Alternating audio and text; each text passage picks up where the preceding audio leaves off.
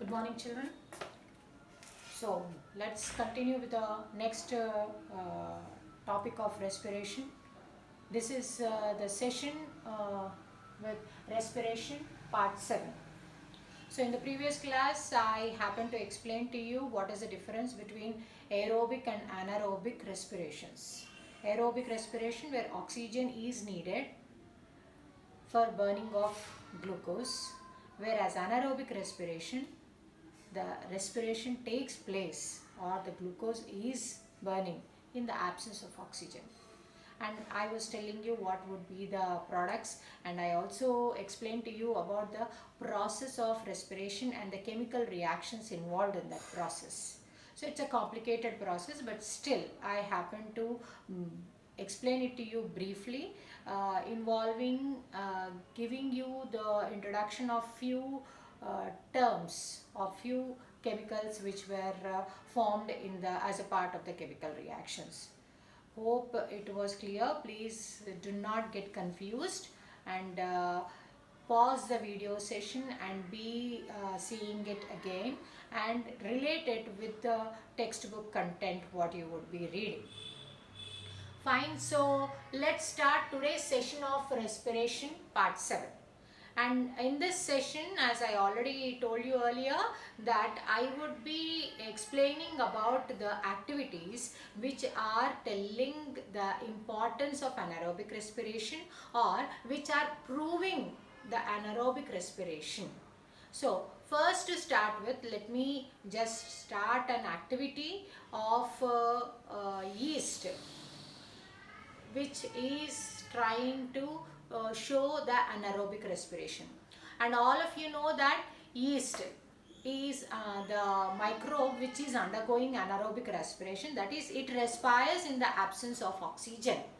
And especially the yeast is having a great characteristic feature of growing at a faster rate into the sugary media or else in the glucose, or you can see onto the fruits which are the skin of the fruits which are sweet in taste. Those fruits, if you will be seeing, the yeast would be growing on the skin of those fruits especially, because it is having that characteristic feature of growing faster into the glucose medium. And remember that yeast is the microbe which is undergoing anaerobic respiration, that is respiring in the absence of oxygen. Now let us see, is that really possible for yeast to undergo anaerobic respiration? Let us observe. So for that related one activity, please, I had already drawn the diagram like earlier sessions, because I don't want to waste the time, and while I am drawing I cannot be concentrating on to the explanation of the content. So for that reason I had drawn the diagrams. I want, again I repeat, I want all these diagrams to be drawn into your notebooks. So let's start. Now this is the setup we are supposed to, and our aim over here is to observe production of heat and CO2 under anaerobic respiration. Now anaerobic respiration means absence of oxygen, respiration under absence of oxygen, but at the same time the results are one and the same, carbon dioxide and energy. So that same thing let us observe. Production of heat. Heat is generated in the form of energy and CO2 under anaerobic respiration. So this is our aim. Now coming to the, as I already told you, into the activity all the crucial steps should be coming. So this was the aim. Next step would be the apparatus required or the materials required. Here what are we needing? We are just taking a jar into which we have to take the glucose liquid, and in which the yeast is put up. Yeast is in the boiled and cooled glucose. So one jar, and you are taking one thermometer. Of course, the stopper through which one thermometer is inserted. At the same time, one other bent tube is also inserted. So and on this you are also needing the liquid paraffin, the paraffin wax, the candle wax which is melted, and that, and another tumbler in which you are taking the lime water, so that is also fixed with a stopper into which the bent tube coming from that bell jar is put up, and another tube is also moved out. Now these are the materials required or the apparatus required for this activity. Now what is the procedure? The procedure, let me just explain to you, and I want everybody to concentrate and not get confused at all. First of all, take a jar, take a flask, in the sense, in that you just take the glucose liquid, and in that glucose liquid, because our experiment is to prove anaerobic respiration, we should see that there is no oxygen left in the glucose solution. So what we should do, in order to remove the oxygen dissolved in glucose solution, we have to heat it up. So once it is heated up, due to the heat, the oxygen is just escaped. So you have to heat that glucose solution, make it sure that there is no oxygen left into it, and once again, after heating up the glucose solution and before adding the yeast into it, what should we do is again a cross check, because with the air and all, maybe the oxygen is having a chance of getting mixed up into the glucose solution. So that's the reason we are covering up that heated cooled glucose solution. On top of it, just few drops of one layer of paraffin, liquid paraffin, that is wax. You are melting it and pouring it on the glucose solution, so that the glucose solution is not getting exposed to the outside air, so no chance of oxygen entering into it. So now you happen to make a complete check. Into that you are adding up yeast. Okay, then now at this minute, what should you do is, again, in order to prove yourself next time and make it more clear and more precise, there is no oxygen left in this solution, you can add up one other agent called Janus green bean. Janus green bean. This is a solution this is a crystals which you are adding into this. Why? Because any sort of traces of oxygen left would be again gone by adding this. So Janus green B, or it can also be called as diazine green. So by adding this, the final check to check whether the presence of oxygen, you are adding up this. So with this we are coming to a clarity that there is no oxygen left in the glucose solution, and you are already put up the yeast into it. Now this yeast, in the absence of oxygen, what is happening? It is undergoing anaerobic respiration, because it is a glucose solution, it is undergoing respiration, but in the absence of oxygen. And as a result of anaerobic respiration, what is it? It undergoes anaerobic respiration. What undergoes? Yeast undergoes anaerobic respiration, and no doubt, as a result of anaerobic respiration, it is releasing CO2 and energy in the form of heat. Now, how do we prove that? So, into this solution, one thermometer is already inserted, whose bulb is completely dipped into the glucose solution. So, over a period of time, we have to be checking it for 2 or 3 hours. If you observe, the bulb which is here, the thermometer, the reading would be slightly increase in the temperature. That is because of the energy released in the form of heat due to anaerobic respiration. And another tube we are seeing. So, due to the anaerobic respiration undergone by the yeast, it is giving out heat which is checked by the thermometer reading, and it is also giving out CO2 gas. Some gas it is releasing, and that let us check. How do we check CO2 gas? I said that you have to be taking lime water. So this CO2 gas which is released over here as a result of anaerobic respiration by the yeast, that gas would be sent through this bent tube and it should be bent into a tumbler which is having lime water. Now if this lime water is turning milky, you are proving that the gas which is evolved as a result of anaerobic respiration by the yeast, it is nothing but CO2 gas. So this CO2 gas which happened to get inside, if it is turning lime water milky, no doubt you can clearly and precisely say that the gas evolved is CO2 and the energy is released in the form of the heat and which is showing the raise in the reading on the thermometer. So this is how this experiment has to be carried on.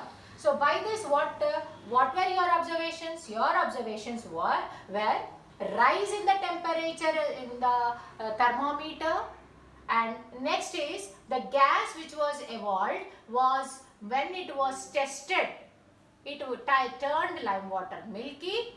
These are your observations. So what is your conclusion then?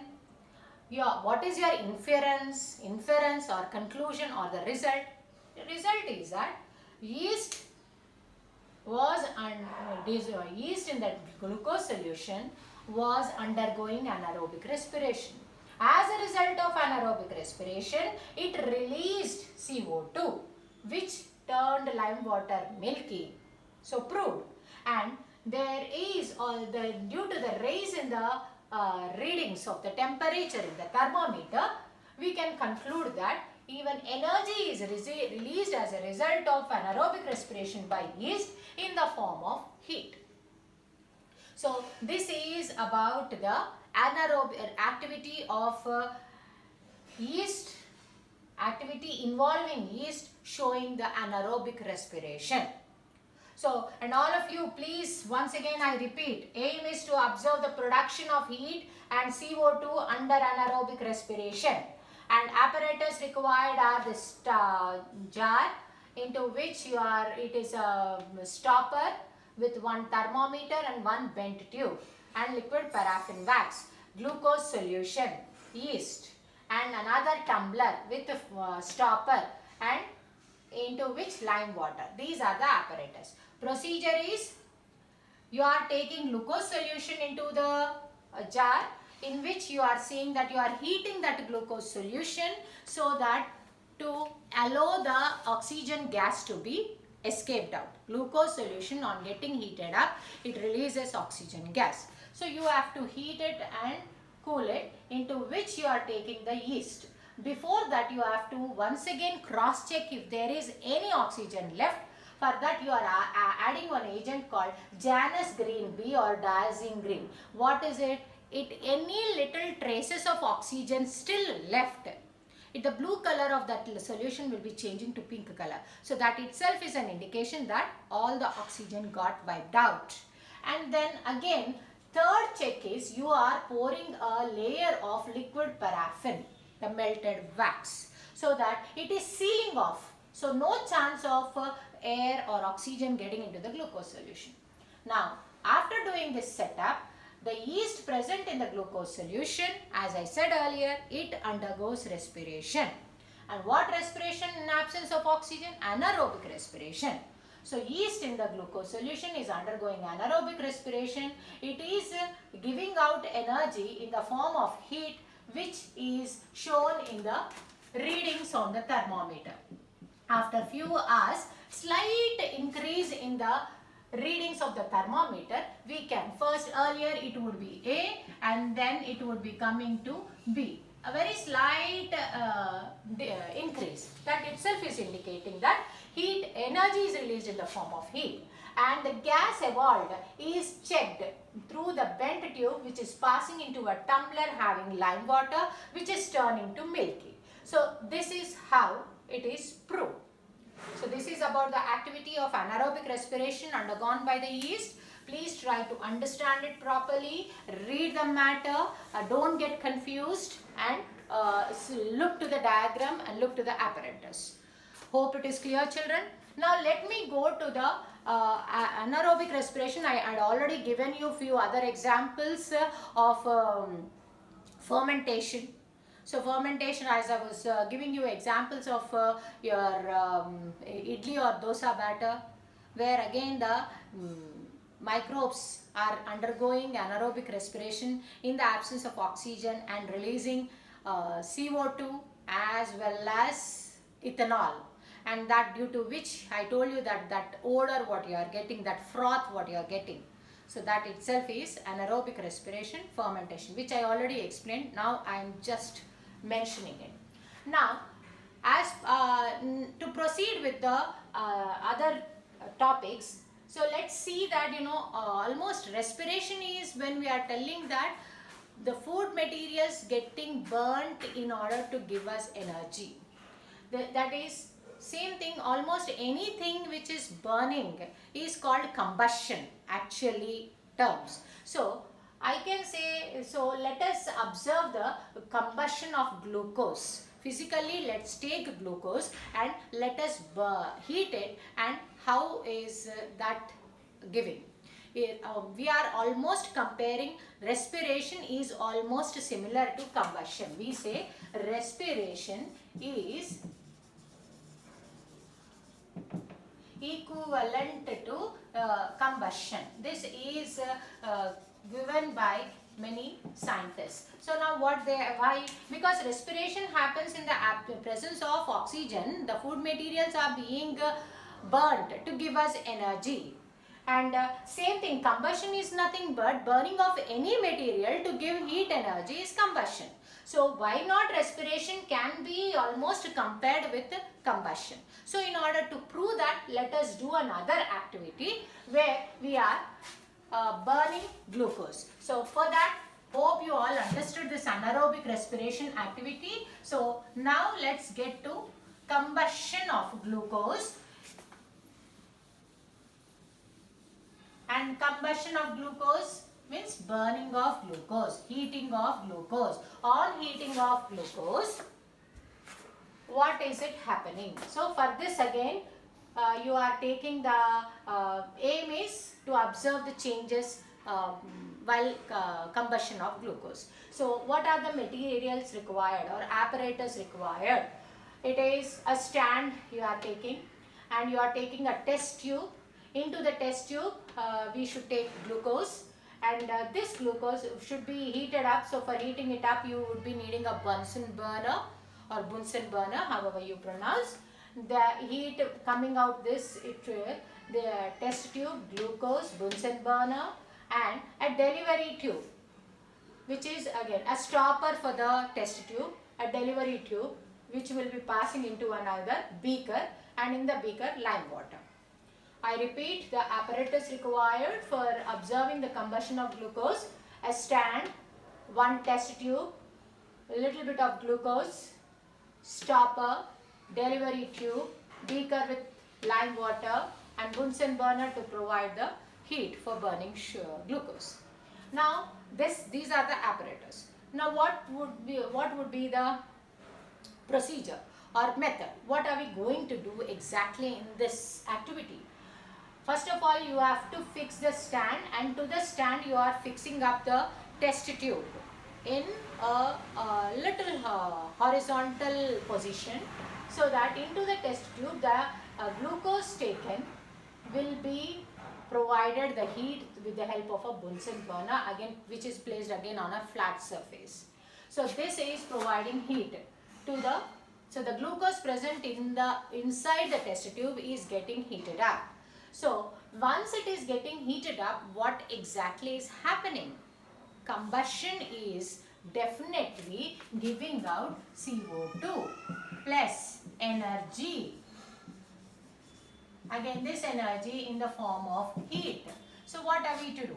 Here, when this glucose is heated up, it is giving out some gas, and that gas, what is that gas, we have to check out. And the check for the gas is take lime water into the beaker. If this lime water is turning milky through this delivery tube which is fixed in the stopper of the test tube, so that it is taking up all the gas which is released as a result of burning of the glucose. It is that gas is passing through the delivery tube and entering into the beaker with lime water, which turns the lime water milky. If at all this is turning milky, yeah, we are saying that it is nothing but the CO2 gas.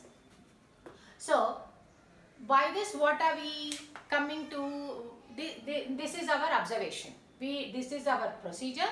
After procedure, we had seen that some gas is evolved, and that gas evolved happened to change the lime water to milky.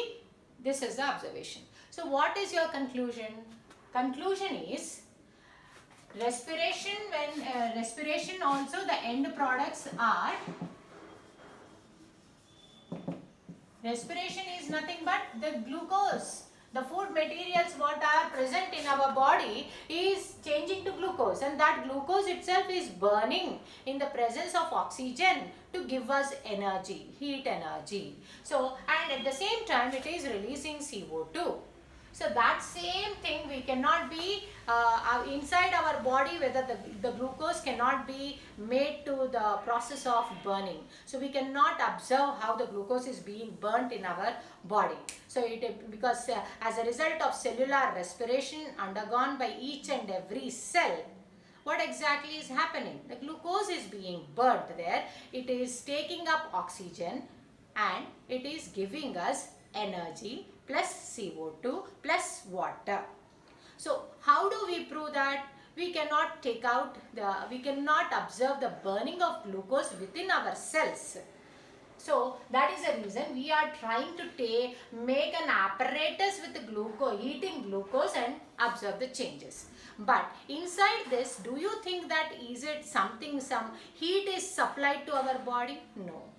No heat is being supplied to our body. Already our body is it's a warm-blooded animal. We are warm-blooded creatures. So what we do is the glucose which is present, which is being burnt, that itself is, as it is getting oxidized, as we are undergoing respiration, we take in oxygen, and that oxygen is being used by our glucose. It is getting oxidized and it is releasing the energy, and that energy is released in the form of heat. So that heat itself is making us our body warm. So and CO2 what we are expelling out, we are definitely exhaling out through our nostrils, which we already learnt in the previous classes. So this is what the similar process what we are observing over here with the help of this apparatus is carried on in our body also through in the cells. In the cells what is happening? Cellular respiration is taking place. Cellular respiration means what? It is undergoing in the presence of oxygen, it is taking oxygen and it is giving out CO2 plus energy, and this energy released as a result of cellular respiration, it is produced in the form of heat, and this itself is stored in the mitochondria, which we already learnt in our previous sessions. So the energy released is in the form of heat. This is the concept every child should be made clear. And another thing connecting to this heat energy release, let me give you an example that whenever you are breathing in and breathing out, just observe as you are breathing out, as you are exhaling out, expiration, the CO2 is definitely coming out. Along with it, you would be seeing it is some sort of hot blown air is coming out of our nostrils, and that is because of the heat energy released. And another thing I just want you people to understand is, normally some sort of heat is being generated as a result of respiration undergone by all the cells present in our body. But at the same time, when our body is undergoing some sort of physical exertion, this also we were talking about in the previous classes. Physical exertions in the sense, when you are going to the gym, or you are walking, or you are jogging, you are running, you are on a treadmill, or you are doing some sort of skipping or any sort of that exercise. As I already told you that our body cells would be needing more of oxygen when you are doing the physical strenuous exercise. So more of oxygen means more of respiration. More of respiration means, that's the reason I told you that the heart also is beating at a faster rate. So, and the blood is also flowing with a high pressure in the blood vessels. So all this, as a result of the respiration at a faster rate, you would be seeing that the energy is also released in more quantities, and that energy is released in the form of heat. So, as a result of the physical strenuous exercise undergone by anybody or any body, after doing that, you would see that our body would be taking up, it increases its temperature. When you are relaxing after doing a strenuous exercise, you are panting, you are respiring. But at the same time, you would see that the temperature of your body is also little increased because of the heat energy released as a result of the faster respiration undergone by the cells. And of course, here in this case, when I told you that it is in the, there is a demand for more of oxygen. But our lungs, if they are not in a position to provide that much of oxygen, of course the muscular cells, they will be undergoing anaerobic respiration also. So until that oxygen is being supplied, they are undergoing oxidation, they are undergoing respiration and give out CO2 and energy. And at the same time, if the oxygen debt, under the condition of oxygen debt, I told you that the muscle cells will be undergoing anaerobic respiration, and due to which there will be the production of lactic acid in the muscle cells. So this was already discussed in the previous classes. So till the strenuous exercise is carried on by the human body, the cellular respiration would be carried on at a faster rate. So faster rate means more of oxygen is needed. That means more of CO2 is given out. So more of energy is released in the form of heat. That is the reason the body gains temperature. The body would be a little warmer after doing that physical strenuous exercise.